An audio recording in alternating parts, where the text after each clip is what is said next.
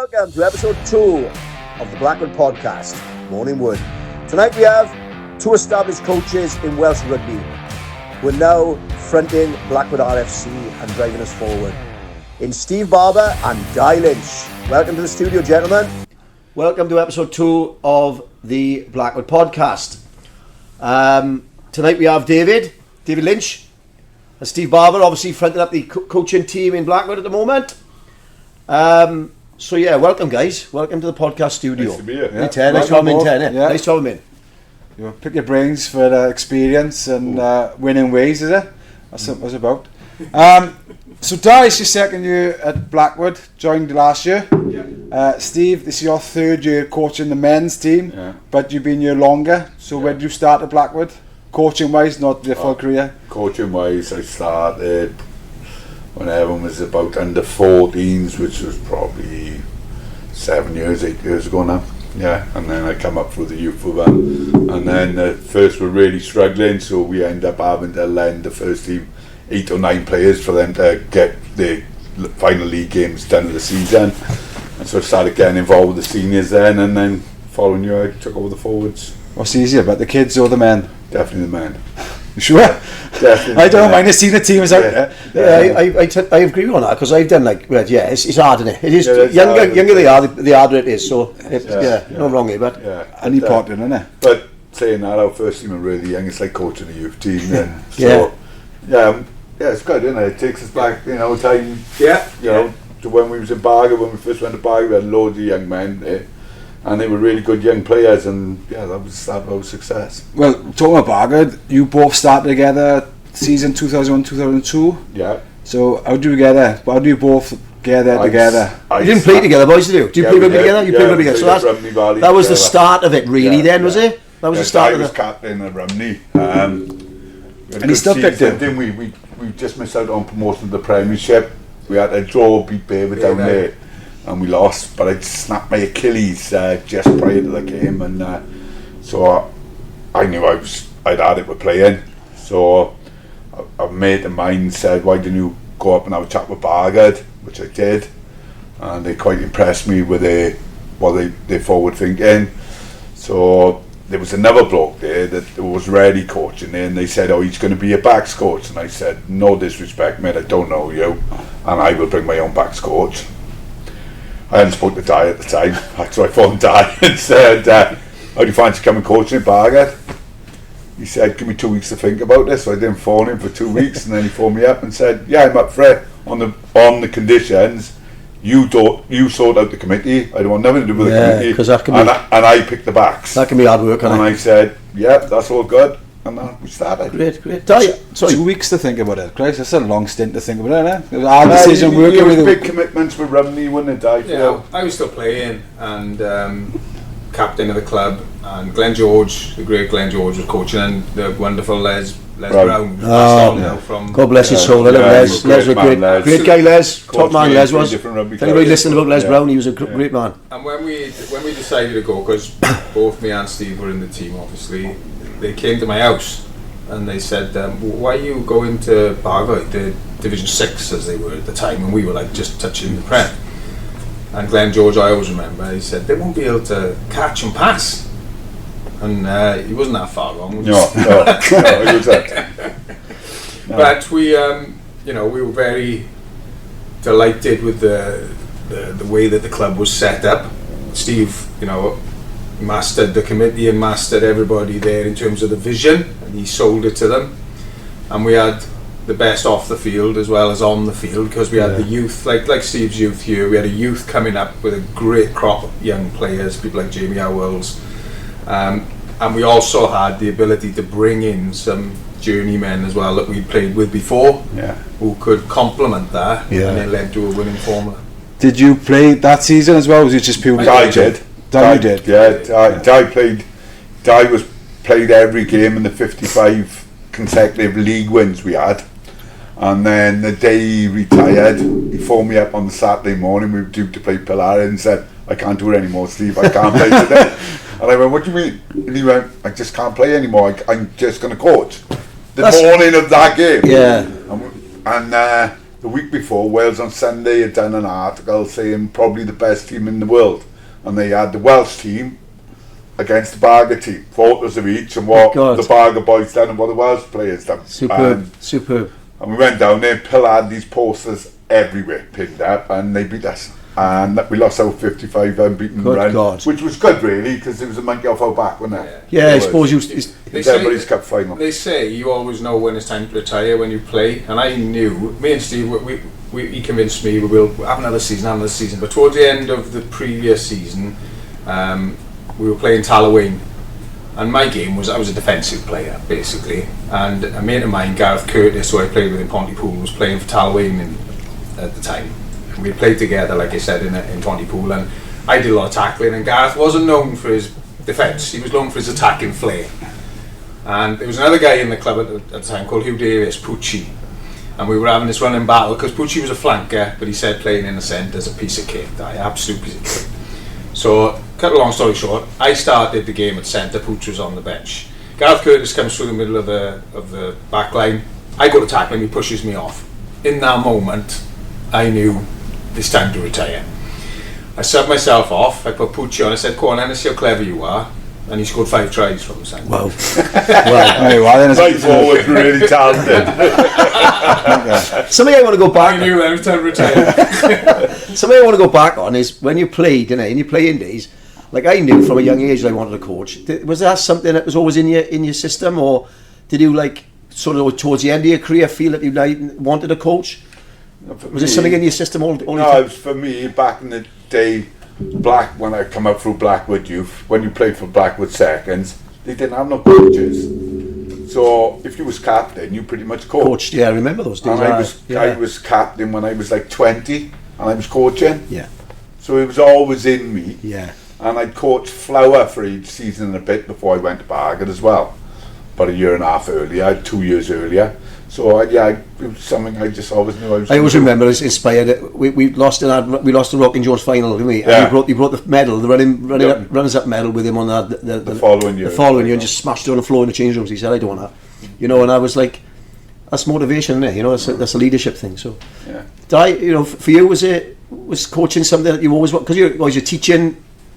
It's in your system. You always wanted to do that. My background's in education, organisation. When we played for Rumney or I was over in Pontypool, I would do a bit of coaching with the boys, or I would run the back lines, and I played with people like Wayne Booth up in. I played with Booth. He's my age, Booth. Yeah. Rumney and Stuart Lawrence, Jason Williams in Pontypool. Great player. I did a lot of the sort of strategic stuff, and helped them out from centre.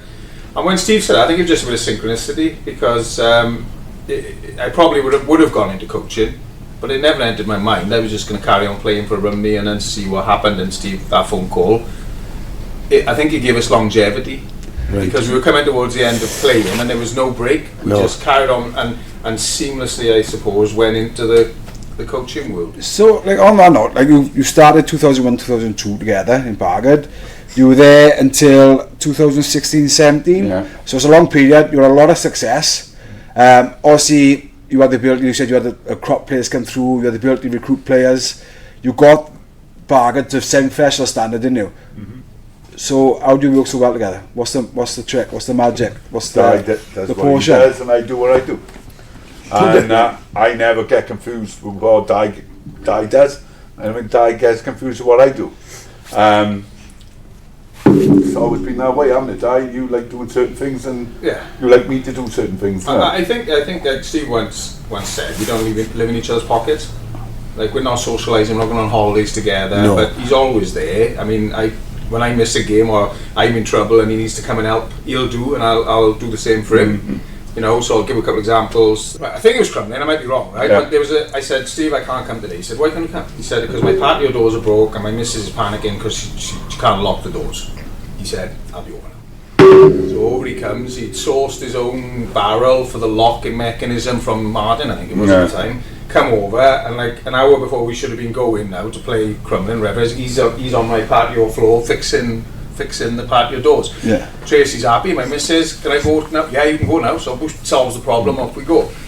Similarly, Ebony wanted a bit of help with her maths. Yeah, I went over to the house, give her some help with her maths, and that's what I could do. So Like Mikey Roberts once said to me, Dad, you do what you do and I do what I do. If I need somebody to explain Pythagoras theorem, I'll come to you. If you need somebody to fix the lights, I think it's natural in a way, really, isn't it? You know, with rugby, I think, like, I've had it myself, you work with somebody and it clicks.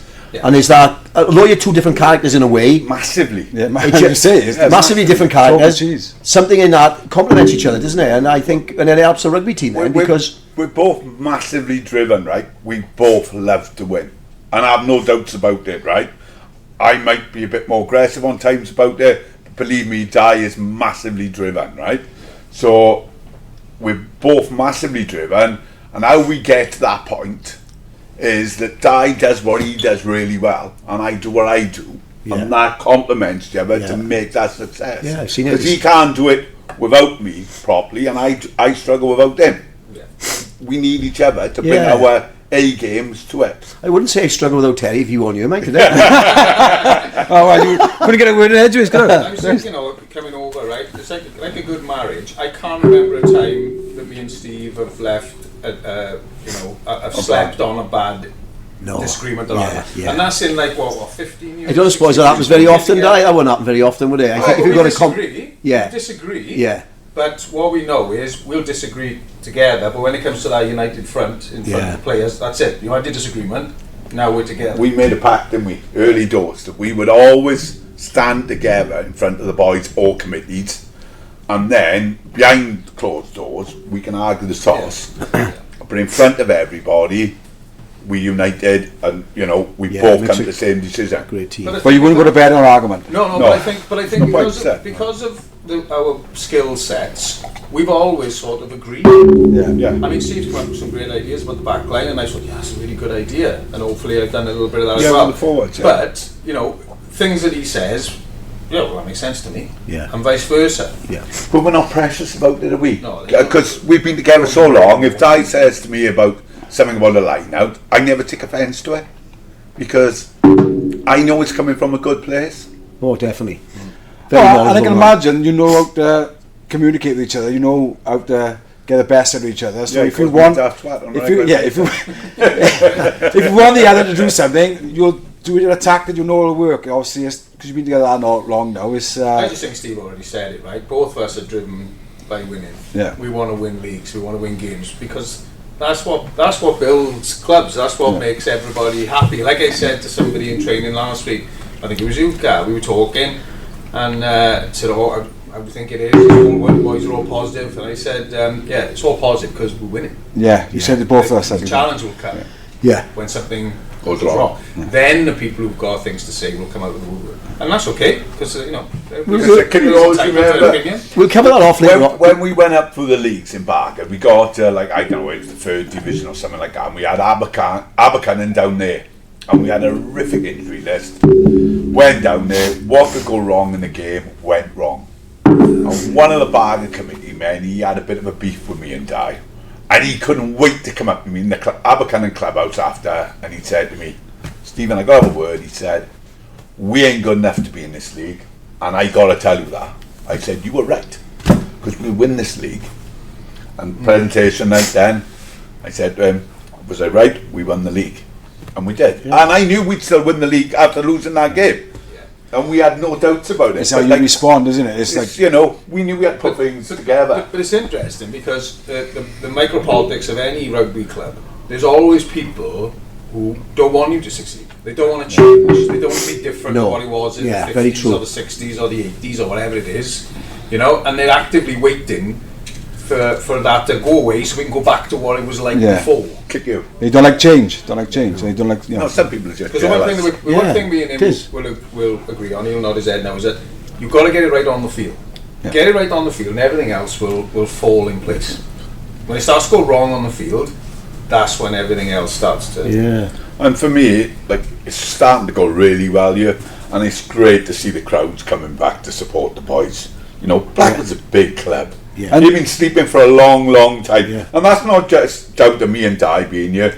There's a lot of people who work so hard behind the scenes here. Oh, you can see it. The club is in immaculate condition. It's really starting to grow, and it's growing with homegrown talent. We don't pay any players, none whatsoever. And it's really growing and it's really nice to be part of it, isn't it? Well, another good example of that, over 1,000 people last game of last season, we treated them to a 9-0 win over Aberfan with no tracks. That's the only game I watched last year, and obviously it was stage fright. I think a lot of that. It was, and that's down to experience, isn't it? You know, the boys I were. think the ref had a fair bit to play in. A lot to do with that, yeah. But teams. you know, it was just. I think an example of where we are this year, because those boys are not used to the big stage, and to us it wasn't a big stage, but for them it was a big thing for them boys that day, and I perhaps it hit them a little bit, you know, underneath. Before we carry on with Blackwood, I said going back to your Barber days, so you went from Division 6 to virtually Premiership. No, we went to the Premiership. Premiership, so semi-professional. What was your highlights at Barber? What was your biggest highlight and what was your biggest low at Barber? Nipple Sally's away, one of them. Nipple Sally's away, yeah, when Steve's the bottom lip went to the change room after the game. Yeah. Steve has a lot of history with Newport Saracens, and he wound the boys up here. He was playing that day. Yeah, they'd signed the old Newbridge Mike pad. Yeah, from the year before. Oh, big Mike guy. From the first division, but we were in like the third. Lovely fella, Mike. Mike tallest second row was Owen Swift. The Spud had dreadlocks. Yeah, just about 6 foot, and we couldn't kick the ball to touch because if we played a normal traditional game, they would have beat us, and we just ran them off the park. And yeah, I remember their coach Boofy come up to me after this. Phil Boof, great bloke. He said, "We can't do what you do." He said, "We got all these great players, but we haven't got that camaraderie you got." Yeah. No. And he said, "And that'll always win you." That's a massive part of rugby, isn't it? Yeah, I think from a coaching point of view, is to build knocking that. Aberfan out to the cup at Aberfan, and that was massive. And now captain Vinny got sent off at half time, just before half time. That was the one I was going to bring up, because the referee played, I think it was 8 minutes of injury time at the end of that game, and it was a one-score game, and we were hanging on. Well. And that's one of those. And what round was this? This is Swalek, is it? Yeah.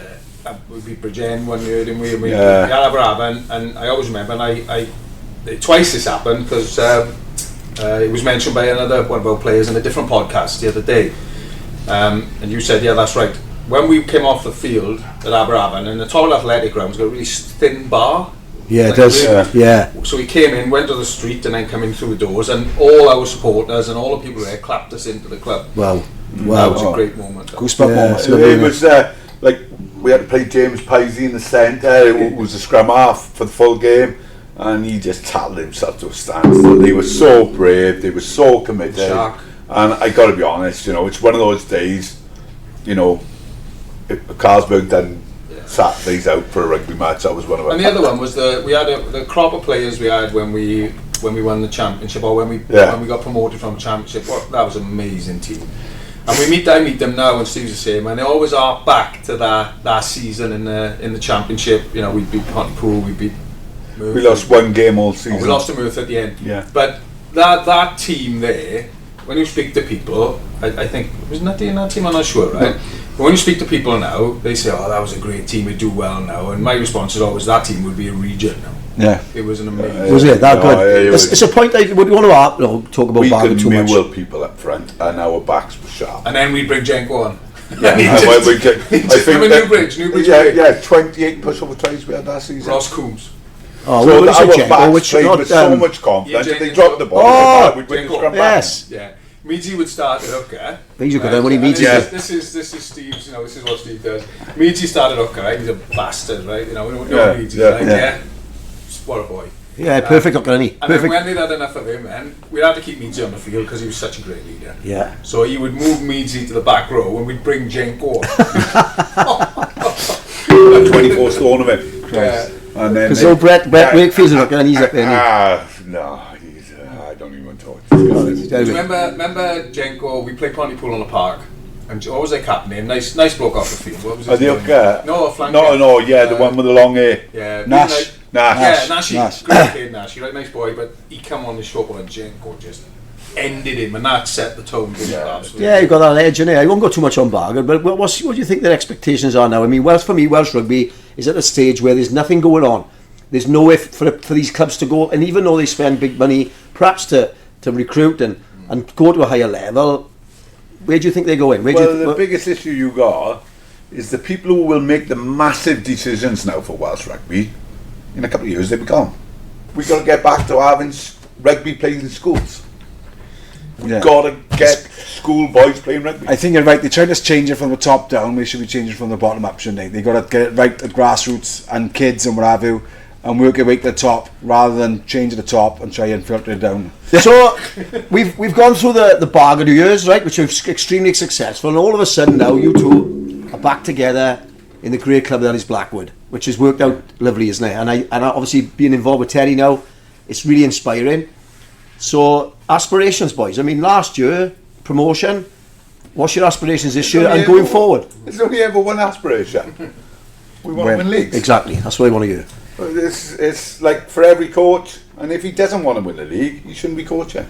Yeah, I mean, the other thing is you were just talking about the players that we have at the moment. Right? Yeah. We have a fantastic group of players at the moment. There's not many clubs that running the two teams like we've done at the senior level, not at the moment, and doing it so well, right? And that's testament to you two guys as well, and all the other coaches we have here. But those boys, you know, bear in mind, everybody's out there looking in at those boys. Yes. Yes. How can we get some of those boys in our Exactly. club? How can we get what they've got in Blackwood in our club? Maybe if we took a few of those players, we get a bit of the magic dust. The magic dust is all of us. It's not Steve, it's not me, it's not you. It's all of us together building this community together. If we want those boys to stay here, you have to offer them something new. You have to offer them some growth. Yeah. Yes. So being in the same division all the time, going to the same venues, is not going to cut it with these 20-year-old kids. No. You know? So we need to win the league again this year. Part of that. That's part of that, and from experience, I think loyalty thing is building you. And there's boys in this club that want to play for the club, and they don't know anything different. Well, they're loving what they're doing. But this is a builded club. It's not a buy club, right? No. Now me and Steve have seen both types. So this is a real challenge because we're building it. There's no money. We don't pay players or anything like that. So we're building it up, and we need to give them something that's going to keep them here, as well as them generating himself. Yeah. And the guys down in the youth and things like that, and the pathway the boys coming up. And I think we do that well because, for example, it's not the Griffins and the first team. We train together as one big squad. I think naturally. Sorry, Ted, I'm going on my own. You carry on, Beth. You know, naturally, because I grew up in the club. I always knew that there was a second team and a first team. I knew the process, and I've always known that process of having two teams and they're all as one, aren't they? So I think Blackwood missed that, like you said, sleeping giant over the years. They've got that back now, and I think that's vital to have that second team structure there for these youngsters to come in and cut their teeth, for these players from the first team to come down. And become better players. We've got a great junior section feeding it. Yeah, that's massive. I was going to say, it's not just that. It's like obviously towards the end of last season and the season before, obviously when you coach youth, those youth boys are getting senior rugby. As soon as they turn 18 and they have a game, they're having senior rugby. Whereas before, they had to wrap the first team out, the men's first team out, because we were short and struggling. Now, this opportunity there all through the season, because we got that second team. As soon as they turn 18 and they haven't got a game, they're involved, and then they've seen it. They get in the culture. The big thing is, we do not have to pick anybody. We bring them in for the right games, for their development. Yeah. Where before we had to bring them in because we had no choice. Yeah. We're in charge of the pace. And we're in charge of it now. Yeah. And like last year, we had a horrific injury list, and we never permitted one player in for the first team. We only ever took out the second team, which I think is a phenomenal thing to do. I agree. Yeah. And some of those players put their hand up and stayed in the first team. Yeah, massively. Yeah, and that's what it's about. We're not looking out. We're always just looking in now, aren't we? Yeah. I think it's exciting. And Terry will agree. Look at the game we played last week. You know, tremendous on the pitch, tremendous off the pitch. We were all soaking wet, but tremendous. But then you saw Alex come on and play in the front row. Yeah. You know, and now for me, I mean, Steve knew how good he was. I didn't see him that much, but he's catapulted himself now into the first team squad for this first league game. Outstanding. You know, and things like that, and having those opportunities to give him minutes on the field and then validate what you thought you knew is so precious, you know. But I guarantee, and I've told the backline this week, all 9 of them, I very much doubt they'll be the same next week. Yeah, you're still looking at that's the beautiful position. Yeah, exactly. Competition for places in it, and what I'd like to say, what we do, I like as well, and obviously this is my 3rd year now coaching the Griffins, is regardless who, obviously we train together, and regardless what game is on, everybody wants to play. So it might not be a men's first team game on, it might be a second team game on, but everybody wants to play. Yeah. No one thinks they're higher, they're too good. Everybody wants to play for each other. Steve always had that philosophy from where we used to, in other clubs where we coached. If a player refused to play down there, well, they didn't come back into the first. No, that's right. Yeah, that's great. And that's what it's got to be. Nobody's bigger or better. The morals, yeah. But for me, cup runs, right? With opportunity now to win this First Division Cup. Is that something in the back of your mind that you're talking like? to the wrong people. Over the years, I know I can speak for the pair of us. That's lovely, but we want to win leagues. Right. Okay. Leagues is what it's all about for us. Cup rugby, great, gives us opportunity, mess with the squad, but our big thing is always the league. I just think, because they are sort of chucking cups away these days, and there's a it's cup for every division, so there's a chance for us to go to the stadium. Lost and you're out. Yeah. A league is over the season, and you can plan the season, and we like to plan. Yeah. And we like to grow and hit things at the right time. So it's I'd like to say. But you think of we were involved in a couple of regional cups last year, the Griffins and the first team squad. And both won them. Great days. Yeah. The Griffins played on Rodney Parade Nice last touch. week. All the first team were there watching. Lovely All the touch. supporters were there watching. Yeah. And I don't think they'd have had a better day if they No. had won the Division 1 or Yeah. 2 Quite cup. right. I just think It's sometimes. the experience. It's Yeah, having everybody yeah. together again, like last weekend. I loved last weekend. It was a great day out. And nowadays going down watching Max and everybody playing Rodney Parade, that was fun. Yeah. It was Well, that's lovely. the Yeah, good it's thing great. about what's going on Memories, making in memories. the club right now. There's lots of good things going on. It's like Max doing And it's what it it, should be. but his girlfriend's here doing it as well. Yeah. My wife don't miss a game. She loves being involved with the club now, and it's just a It is really becoming more of a good family club. Yeah. It's got to go that way. But Yeah, so we obviously touched on rugby, touched on ambitions. So before we clock off, both you now tell us end of an high note and a funny note. What's your funniest experience as a coach? You've seen some great experiences. So what's your funniest experience as a coach? Pedro? I don't think you could put half it on a camera. Go on, whatever you can say. tell me I about don't it. know. I can tell you who the funny characters are. But Go on. Give us Look, we've coached some mental Anthony people. Lott, Vinnie Lott, Yeah. tremendous. Bus trips, Spud. Vinnie Lott. Spud was a lunatic. Is that a hooker spud? Is it? Yeah, and that's the hard thing about being a coach, is as you get it through the leagues and you get higher and higher, some of these players then can't play in that higher league. No. They're not quite good enough. No. And then, But what they add off the field. but then saying to them, because great rugby clubs, they ain't built on great rugby players. No, great rugby I clubs are agree. built on great characters. I agree. Some of them people were Yeah. massive, weren't they? Gary You know, Jones, Lee Pearson. Yeah. You know, the nights we've had in Barber the Rugby Club, blindfolded those boxing two- and mental. Gary Jones used to be perfect example. Gary Jones played first team rugby, but then became involved with the coaching of the Warriors, as they call them, over the second team. So if we'd come in and the first team had lost, which was rare, and Gary would be in there with his second team would win, he'd just be shouting the top of us, winners, winners, winners, and our banter would Is he the be- guy, the prop? Is he the No, prop from yeah, years ago? that's Old it, Eddie guy. Gary He Jones, took me as a kid on Cardiff He's not, coaching me. he's not in very good shape. No. Oh, that one I was thinking about. Edgy. I know Edgy. Yeah, he hit me over the touchline once. Yeah, He was running the line, he pushed me over the yeah. touchline, came off the field, both. But bus Kicking trips off. with Barber were legendary. Yeah, he nicked the bus once. He was only Absolutely. 20 at the Oh time. yeah, that Yeah. was So, great fun. Super. yeah. Super. So, yeah. Happy. We Well, wouldn't say a lot more about No. something like that. No. Well, boys, I think Terry agree. Really exciting for us as coaches, but as a neutral, I think the supporters of this club are really excited having him involved and looking forward to the future in this club. Even if it isn't that successful, I think what is being built on. Oh, hang on. What do you mean? If it Well, exactly. No, It well, will be. You know, it's, We no, lost three no, games you're not last year by 5 being pessimistic. I you're- said No, finish no, on high no, note. no, He's bringing just- down if. but I think everybody's excited about your future. Last year we Gareth, lost one league, don't two worry, games. don't worry about it. We'll win leagues. That's what we want. How That's many what we games want. did we last year? Win the league. Lots. 2. We lost to Cumbrae and we lost to Blaine. Yeah. Yeah. So that's the aim for the club. But for supporters, I think everybody's excited about the future with the structure you've got here and what's going on in the club is what it's all about in Welsh rugby, innit? Yeah, and like I said, they've always got games to watch because when the first are away, the Griffins roam or vice versa, and the crowds. So are book your just as season big. ticket, guys. Get your season tickets online. Yeah. Come and watch us all.